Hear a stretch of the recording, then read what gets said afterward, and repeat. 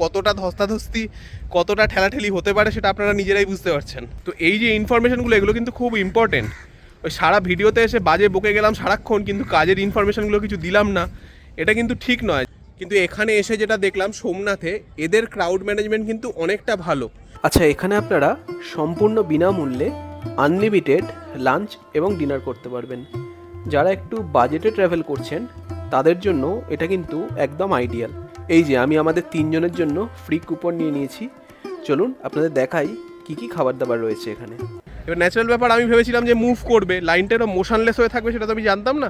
তো মুভ যদি করতো তাহলে সবার দেখার সুযোগ হতো, এবং ম্যানেজমেন্টও যদি সেটাকে আর কি সাপোর্ট করে, এটা খুব বাজে একটা জিনিস বলে আমার মনে হয়েছে। এই হচ্ছে মন্দিরের কাছে আমাদের hotel room. Triple bed room নিয়েছিলাম, যথেষ্ট পরিষ্কার পরিচ্ছন্ন।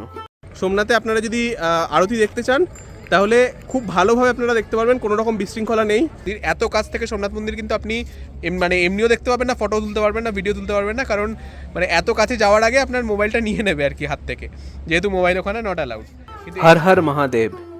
দ্বাদশ জ্যোতির্লিঙ্গের অন্যতম সোমনাথ মন্দিরে আপনাদের সবাইকে সুস্বাগতম।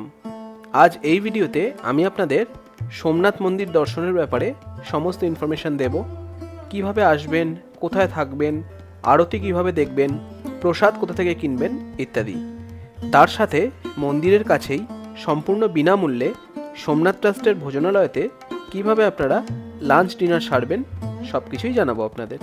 ভিডিওটা ভালো লাগলে অবশ্যই একটু লাইক আর সাবস্ক্রাইব করে পাশে থাকবেন।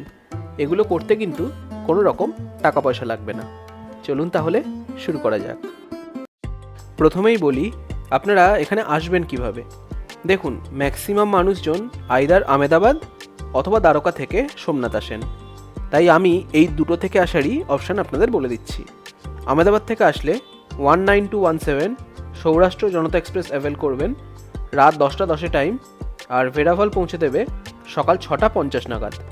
এখন যেহেতু সোমনাথ স্টেশনের রেনোভেশনের কাজ চলছে, তাই নিয়ারেস্ট রেলওয়ে স্টেশন হচ্ছে এই ভেরাভাল জাংশন। ভেরাভাল থেকে 200 টাকা অটো ভাড়া দিয়ে আপনাদের আসতে হবে সোমনাথে। দূরত্ব 6 থেকে 7 কিলোমিটার মতো, সময় লাগবে 15 থেকে 20 মিনিট। আর যারা আমাদের মতো দ্বারকা থেকে আসবেন তারা 19251 ওখা সোমনাথ এক্সপ্রেসে রাত 8:41 দ্বারকা রেলওয়ে স্টেশন থেকে উঠবেন, আর ভোর 5:15 ভেরাভাল নামবেন। তারপর যেরকম বললাম অটো ধরে সোজা আপনার হোটেল। চলুন এবার মন্দিরের কাছে আমরা যে হোটেলে ছিলাম তার রুমটি আপনাদের দেখিয়ে দিই। এই হচ্ছে আমাদের রুম। আপনারা দেখুন, আমি ততক্ষণে হোটেলের ব্যাপারে সব ডিটেলসগুলো আপনাদের দিয়ে দিই। আমরা ছিলাম হোটেল শ্রী রাধেতে। এই হোটেল থেকে সোমনাথ মন্দির পায়ে হেঁটে ঠিক 5 মিনিট লাগে। গুগলে হোটেলটি রেটিং 4.7 আউট অফ 5। হোটেলের গুগল ম্যাপের লিঙ্ক এবং কন্ট্যাক্ট নাম্বার আমি ডেসক্রিপশন বক্সে দিয়ে রাখবো। আমি হোটেলে ডাইরেক্ট কল করে রুম বুকিং করেছিলাম। সোমনাথ মন্দিরের কাছে ম্যাক্সিমাম হোটেল এইভাবেই বুকিং করা হয়। গো আইবিবো, মেক মাই ট্রিপ, ক্লিয়ার ট্রিপ, অ্যাগোডা ইত্যাদির থ্রুতে বুকিং ওখানে খুব একটা হয় না বললেই চলে। আচ্ছা, এই রুমটির রেট 1500 থেকে 2000-এর মধ্যে থাকে, মানে সিজন ওয়াইজ ভ্যারি করে। আমরা ছিলাম ফার্স্ট ফ্লোরে, তবে লিফট কিন্তু এই হোটেলে আপনারা পাবেন না। এছাড়া ওয়াইফাই, সিসিটিভি, জেনারেটর, গিজার ইত্যাদি সব পরিষেবা আপনারা এখানে পেয়ে যাবেন। আর হোটেলটিতে নিজস্ব কোনো রেস্টুরেন্ট নেই, তবে হোটেলের পাশেই রেস্টুরেন্ট রয়েছে, তাই আপনারা হোটেলে যদি অর্ডার করে দেন তাহলে ওনারাই আপনাদের খাবার দিয়ে যাবে। তবে আপনারা চাইলে অন্য কোনো জায়গা থেকে নিজেরা খাবার কিনে এনেও হোটেলে বসে খেতে পারবেন, কারণ এখানে আউটসাইড ফুড অ্যালাউ করা হয়। Good afternoon from Somnath temple. এখন আমি আছি সোমনাথ টেম্পলের ঠিক বাইরেটা, ওই আপনারা পিছনে হয়তো দেখতেই পাচ্ছেন সোমনাথ মন্দিরের চূড়াটা দেখা যাচ্ছে। তো আমি তো দ্বারকা থেকে এখানে এসেছি, মানে দ্বারকা হয়ে তারপর সোমনাথ। এই দ্বারকাতে কিন্তু মানে একটু ম্যানেজমেন্টের অভাব আছে, স্পেশালি আরতির সময়টা ওখানটা পুরো ক্রাউডটা স্ট্যাগন্যান্ট হয়ে যায়, এবং মানে আধ ঘন্টা ধরে আরতি চলে। আপনি ভাবুন, আধ ঘন্টা ধরে যদি যারা ভেতরে আছে লোক দাঁড়িয়ে থাকে, মুভ না করে, আর পিছনে যদি এসে লাইন আর কি কিউতে যদি লোকজন জমা হতে থাকে, তাহলে কি বিশাল লাইন হবে এবং কতটা ধস্তাধস্তি, কতটা ঠেলাঠেলি হতে পারে সেটা আপনারা নিজেরাই বুঝতে পারছেন। কিন্তু এখানে এসে যেটা দেখলাম সোমনাথে, এদের ক্রাউড ম্যানেজমেন্ট কিন্তু অনেকটা ভালো। কারণ আমি আজকেও মানে আমি অ্যাকচুয়ালি ব্যাপারটা হচ্ছে, আমি দ্বারকাতে ইচ্ছে করে আরতির সময়টা গেছিলাম, কারণ আমি শুনেছিলাম ওটা খুব ভালো হয়। তো আমি ওই আরতিটা দেখতেই মেনলি ওই টাইমটা গেছিলাম। বাকি অন্য সময় সকালবেলা আপনি ভিজিট করতেই পারেন, তখন ভিড় কম থাকবে। কিন্তু অনেকের তো ইচ্ছে থাকে আরতি দেখার, তো আমি আরতি দেখার জন্যই গেছিলাম। কিন্তু আমি যাওয়ার ঠিক মানে আমি সামনেটা দাঁড়িয়ে আছি, সেই সময় আরতি শুরু হয়ে গেল। এবার ন্যাচারাল ব্যাপার, আমি ভেবেছিলাম যে মুভ করবে, লাইনটারও মোশনলেস হয়ে থাকবে, সেটা তো আমি জানতাম না। তো মুভ যদি করতো তাহলে সবার দেখার সুযোগ হতো, যেটা এখানে হয়েছে। কিন্তু সোমনাথে এই সিস্টেমটা খুব ভালো। সোমনাথে আমি আজকে সকালে যেটা, আচ্ছা বাই দ্য ওয়ে, আমি দ্বারকাতে গেছিলাম হচ্ছে সন্ধ্যা আরতির সময়, সন্ধ্যা 7টার সময়।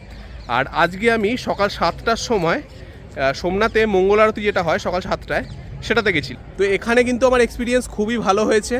যেরকম আপনাদের বললাম, কোনো স্ট্যাগন্যান্ট লাইন ছিল না, লাইন কন্টিনিউয়াসলি মুভ করছিল। পিছনের লোকজনও আসছে, তারাও দেখতে পাচ্ছে, মানে কন্টিনিউয়াসলি লাইনটা মুভ করছিল। তো এর জন্য যেটা হয়েছে, যেহেতু আধ ঘন্টা ধরে আর কি আপনার আরতিটা চলে, তো সব লোকজন সুযোগটা পেয়েছে দেখার। ওই একটা টাইমের মধ্যে আমি গিয়ে শুধু সেখানেই দাঁড়িয়ে থাকবো, মুভ করব না। এবং ম্যানেজমেন্টও যদি সেটাকে আর কি সাপোর্ট করে যে যারা এসছে তারা ব্যাস ওখানেই দাঁড়িয়ে থাকুক যতক্ষণ না শেষ হবে, এটা খুব বাজে একটা জিনিস বলে আমার মনে হয়েছে। যেটা কিন্তু সোমনাথে খুবই ভালো। সোমনাথে আপনারা যদি আরতি দেখতে চান তাহলে খুব ভালোভাবে আপনারা দেখতে পারবেন, কোনো রকম বিশৃঙ্খলা নেই। এবং কোনো রকম কিন্তু মানে ঠেলাঠেলি ধাক্কাধাক্কি, যেটা আমাকে দ্বারকাতে খুব বাজেভাবে ফেস করতে হয়েছিল। স্পেশালি আমি বাবা মাকে নিয়ে এসেছি, তো সিনিয়র সিটিজেনদের কোনো মানে সুরক্ষা কিচ্ছু নেই, আলাদা কোনো লাইন নেই, কিচ্ছু নেই। তো এটা কিন্তু একটু চাপের ব্যাপার, যেটা আমার সোমনাথে এসে খুব সুবিধা হয়েছে। আচ্ছা, এবার আপনাদের সোমনাথ মন্দিরের ব্যাপারে কয়েকটা তথ্য জানিয়ে রাখি। অন্যান্য মন্দিরের মতো এখানে আপনারা ফুল, বেলপাতা, মিষ্টি ইত্যাদি কিনে নিয়ে গিয়ে কিন্তু পুজো দিতে পারবেন না, সেই ব্যবস্থা এখানে নেই। আপনারা নর্মাল জল বা গঙ্গা জল নিয়ে আসতে পারেন। সেই জল একটা কুঁজো মতো করা আছে, জাল দেওয়া, ওখানে ঢালতে পারবেন। আর প্রসাদ মন্দির কমপ্লেক্সের ভেতরেই আপনি পেয়ে যাবেন। ওখানে ক্যাশ দিয়ে আপনাকে প্রসাদ সংগ্রহ করতে হবে। মূল মন্দিরের ভেতর থেকে কিন্তু কোনো রকম প্রসাদ দেওয়ার ব্যবস্থা নেই। এছাড়া সোমনাথ মন্দিরের ওয়েবসাইটের লিঙ্ক আমি ডেসক্রিপশনে দিয়ে রাখবো, ওখান থেকেও আপনারা পুজো দেওয়ার ব্যাপারে বা প্রসাদ সংগ্রহ করার ব্যাপারে ইনফরমেশন পেয়ে যাবেন। আচ্ছা, সোমনাথ মন্দির দর্শনের সময় হলো সকাল 6টা থেকে রাত 10টা অবধি। আর এখানে টোটাল 3বার আরতি হয়। সকাল 7টায় মঙ্গল আরতি, দুপুর 12টায় মধ্যাহ্ন আরতি এবং সন্ধ্যে 7টায় সন্ধ্যা আরতি। আর রাত 8টা থেকে 9টা অবধি লাইট অ্যান্ড সাউন্ড শো চলে। টিকিট প্রাইস হচ্ছে 50 টাকা। মন্দির কমপ্লেক্সের ভেতরেই কাউন্টার থেকে আপনি সন্ধ্যে 6টার পর টিকিট পাবেন। অ্যাডভান্স বা অনলাইন টিকিট কিন্তু পাওয়া যায় না, পুরোটাই ফার্স্ট কাম ফার্স্ট সার্ভ বেসিসে হয়ে থাকে। আর মন্দির কমপ্লেক্সের ভেতরেই আপনার মোবাইল, ব্যাগ, জুতো ইত্যাদি রাখার আলাদা আলাদা কাউন্টার আছে, সেখানে সম্পূর্ণ বিনামূল্যে আপনারা এগুলি রাখতে পারেন। মনে রাখবেন, এখানে কিন্তু সাংঘাতিক কড়া চেকিং হয়। কোনো রকম ইলেকট্রনিক গ্যাজেট, চামড়ার জিনিসপত্র, নেশাজাত কোনো দ্রব্য, ব্যাগ ইত্যাদি কিচ্ছু নিয়ে ভেতরে প্রবেশ করা যায় না। বাই দ্য ওয়ে, আমরা আজকে যে সোমনাথ মন্দিরটা দেখছি, এটা কিন্তু প্রথম থেকেই এরকম ছিল না। বহুবার এই মন্দিরের ওপর নেমে এসেছে বৈদেশিক শক্তির আক্রমণ। প্রথমবার আক্রমণ করেন সিন্ধের আরব শাসনকর্তা জুনায়েদ। এরপর গুর্জার প্রতিহার রাজা দ্বিতীয় নাগভট্ট মন্দিরটি পুনর্নির্মাণ করেন। তারপর আবার 1024 খ্রিস্টাব্দে গজনির সুলতান মাহমুদ আবার এই মন্দিরটি ধ্বংস করেন।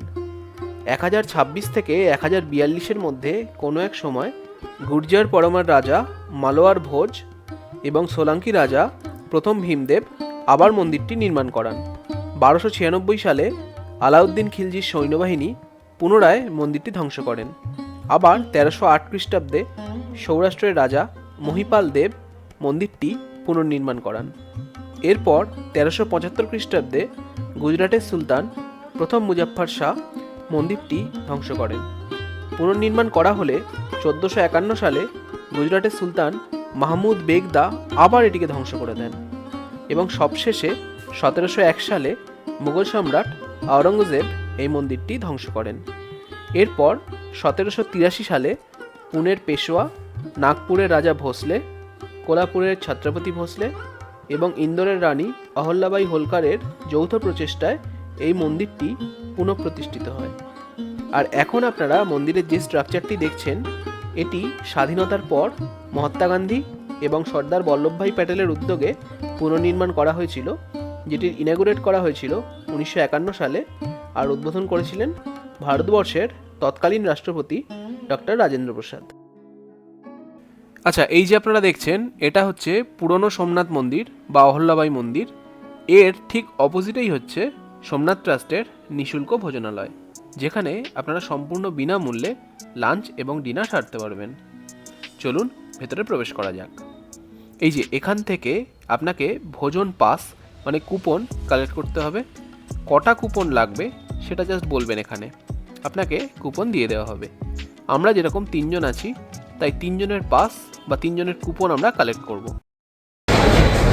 दादा हमारा 3 देना। हाँ 3।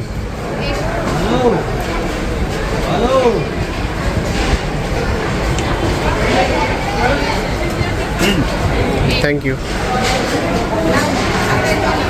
এই যে দেখুন সোমনাথ ট্রাস্টের নিঃশুল্ক ভোজনালয়ের কুপন, 3 গেস্ট লেখাই আছে। চলুন এবার দেখি কি কি খাবার রয়েছে। এই যে সোজা দেখছেন এরকম লাইনে দাঁড়িয়ে আপনাকে খাবার নিতে হবে। আর এদিকে চেয়ার টেবিল পাতা আছে, যদিও উইকেন্ডে কিন্তু চেয়ার টেবিল কম পড়ে যায়, এত ফাঁকা কখনোই থাকে না। যাই হোক, চলুন যাওয়া যাক। এখান থেকে আপনি প্লেট নেবেন, তারপর বুফে সিস্টেমের মতো পরপর সব খাবার আপনাকে দেওয়া হবে।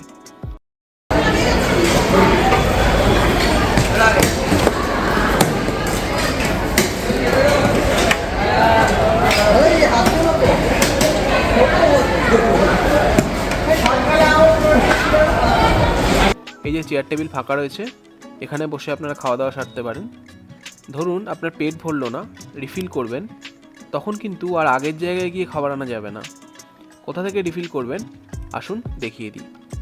অনেকে চেয়ার টেবিল থাকা সত্ত্বেও দেখলাম মাটিতে বসে খাচ্ছেন। যাই হোক, আপনার খাবার শেষ হয়ে গেলে আপনি আবার খাবার নিয়ে আসবেন এই যে এইখান থেকে।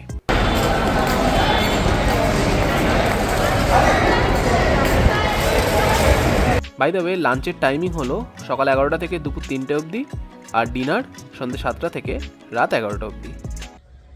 সোমনাথে এলে কিন্তু যে জায়গাটা আমি এখন দাঁড়িয়ে আছি এটা কিন্তু কনসিডার করা হয় one of the best places of Somnath বলে। মানে সোমনাথ মন্দির দেখার জন্য এবং এখান থেকে সানসেট দেখার জন্য আমি আপনাদের উল্টো দিকটা দেখাচ্ছি।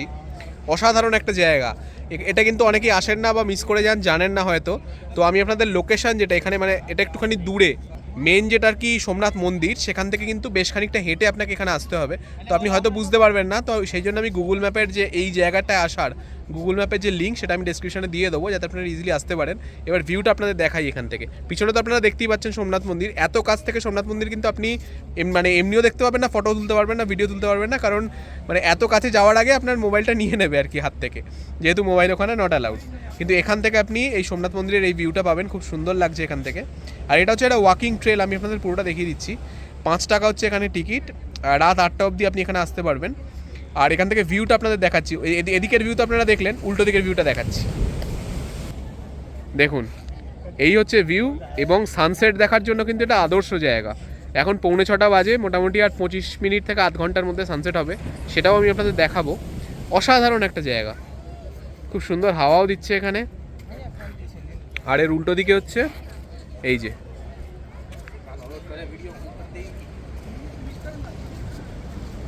আর এটা দেখিয়ে দিই আপনাদের, এটা স্ট্রেট একটা রাস্তা, ওই ওয়াকিং ট্রেল, বা এখানে আপনারা সাইকেলও নিতে পারেন, সাইক্লিংও করতে পারেন।